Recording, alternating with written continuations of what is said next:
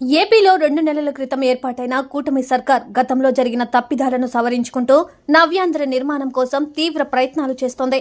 అయితే ఇందులోనూ సమస్యలు తప్పడం లేదు. ఇదే క్రమంలో తాజాగా రాష్ట్రానికి సంబంధించిన ఓ కీలక కార్యాలయం ఏర్పాటు కోసం కీలక నగరాలైన విజయవాడ, కర్నూలు మధ్య పోటీ నెలకొంది. ఇందులో ఏదో ఒకటి ఎంచుకోవాల్సిన పరిస్థితి సీఎం చంద్రబాబుది. ఇందులో ఏదైనా తేడా జరిగితే మాత్రం సమస్య మరింత ముదరడం ఖాయంగా కనిపిస్తోంది.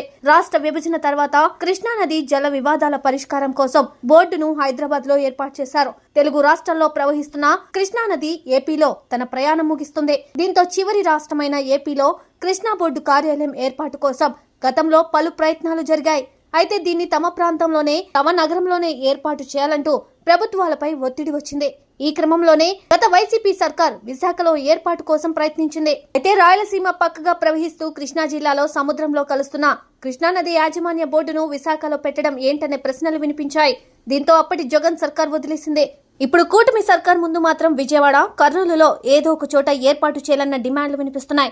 అయితే ఈ కార్యాలయం విజయవాడలోనే పెట్టబోతున్నారనే సమాచారంతో రాయలసీమ నేతలు అప్రమత్తమయ్యారు. తాజాగా కర్నూలు ఎంపీ బస్తిపాటి నాగరాజును కలిసిన రాయలసీమ నేతలు కర్నూలులోనే కేఆర్ఎంబీ ఆఫీస్ ఏర్పాటు చేయాలని కోరారు. అయితే ప్రస్తుత పరిస్థితుల్లో చంద్రబాబు కర్నూలును ఎంచుకుంటారా లేక విజయవాడలోనే ఈ ఆఫీస్ పెట్టేందుకు సిద్ధపడతారా అన్నది చూడాల్సి ఉంది.